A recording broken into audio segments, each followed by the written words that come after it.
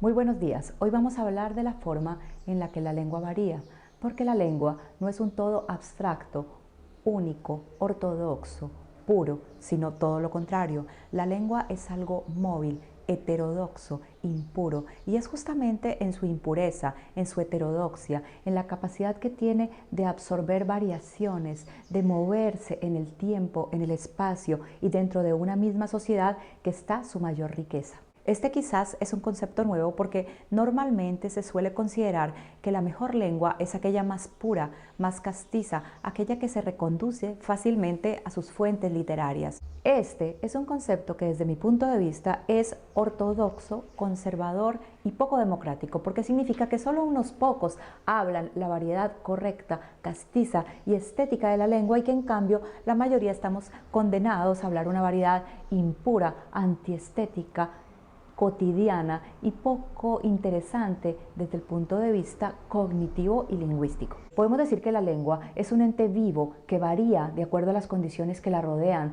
de acuerdo a las condiciones históricas, sociales, de la situación comunicativa. Hablando más precisamente de la forma en la que la lengua varía, podemos distinguir la variación diacrónica. ¿Qué es la variación diacrónica? La variación en el tiempo, y de ella se ocupa la lingüística histórica. Pensemos en el español, por ejemplo, llegamos un poco de historia de la lengua española.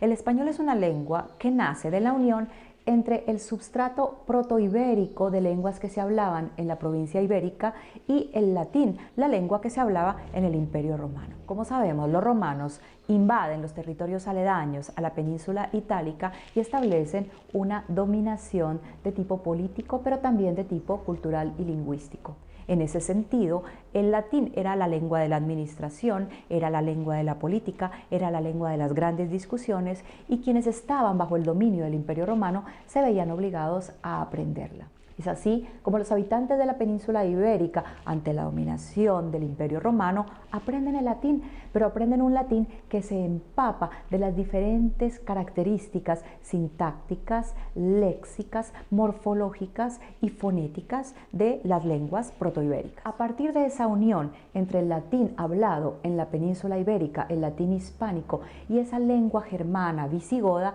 surge una nueva variedad de lengua que tiene características tanto del latín como características adquiridas del visigodo, que en general influye sobre todo en el ámbito léxico. El español tiene entonces palabras de origen germano, palabras que sobre todo se vinculan con el ámbito de la guerra y con el ámbito del poder.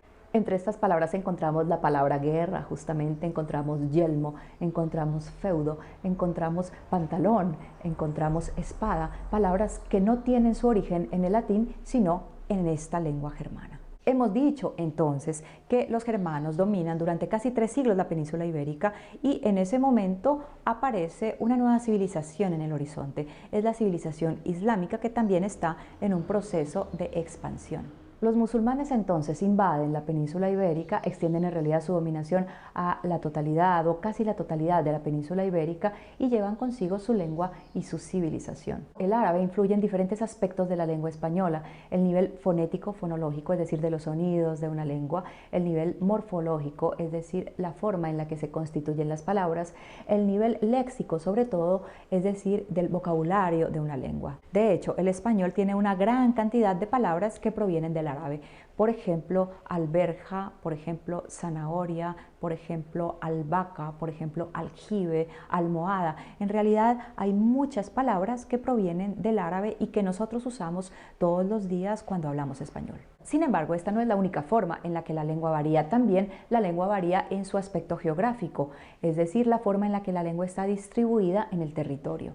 La disciplina de la lingüística que se ocupa del estudio de la forma en la que la lengua varía en la geografía es la dialectología. ¿Y qué son los dialectos? Los dialectos son las diferentes variaciones regionales de una lengua que aún no han adquirido el estatus de lengua autónoma. ¿Y qué es lo que hace que un dialecto sea un dialecto y no una lengua? ¿Será que acaso tiene características estéticas, lingüísticas, de uso, de menor categoría que una lengua? En realidad, la diferencia entre dialecto y lengua es una cuestión de prestigio. El prestigio de un dialecto tiene que ver con la forma en la que es apreciado por determinada comunidad de habla. Aquello que es prestigioso en una determinada comunidad de habla puede no serlo en otra comunidad de habla, y esto es lo que genera las diferencias de estatus entre los dialectos. Existen otro tipo de variaciones, las variaciones sociales o diacríticas de la lengua estudiadas por la sociolingüística.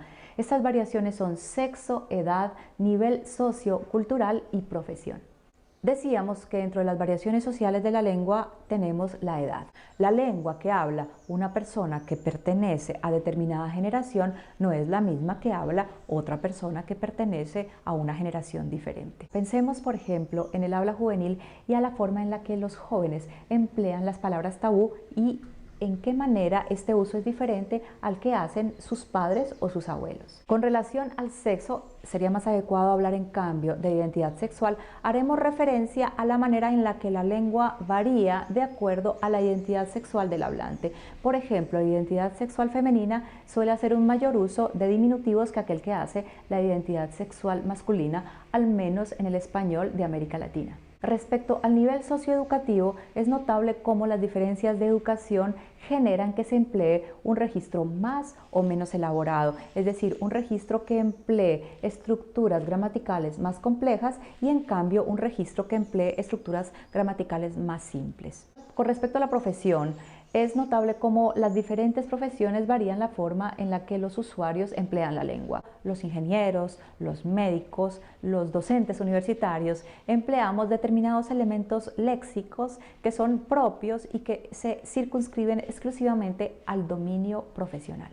La otra forma en la que las lenguas varían es respecto a la situación comunicativa. Esta variación se conoce como variación diafásica. Estas variaciones se conocen también como variaciones estilísticas de la lengua y tienen que ver con el canal, es decir, cuál es el medio que yo estoy empleando para usar la lengua.